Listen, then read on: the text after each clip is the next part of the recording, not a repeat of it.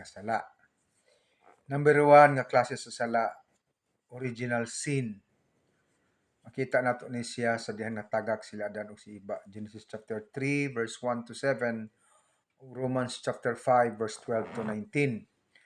Ang mga katawhan nagkapanununod og makasasala nga kinaiya tungod sa pagsupil nila ni Adan o Iba sa sugo sa Ginoo nga ayaw ninyo kauna ang kahoy nga nasa taliwala sa garden.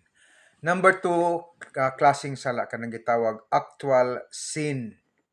Gitawag ni makita nato ni sa 1 John chapter 1 verse 8 to 10. Kanang gitawag intentional o unintentional wrongdoing or pagbuhat og di maayos sama sa pagpamakak, pagpangawat, kaibog, pagpanabi, pagchismis, pagdaot sa isang katawo. Daghan na siyang klase, no? So mag-involve na sa anything that hurts God and hurts people is sin.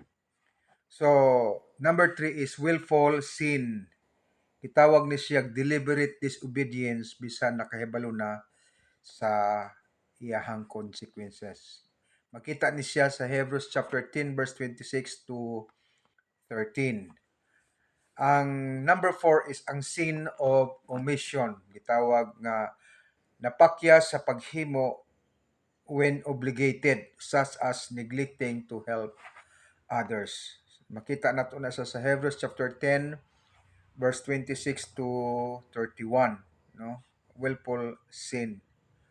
Okay, number 4 is sins of omission. Muna din, no? Number 4 man ito, no?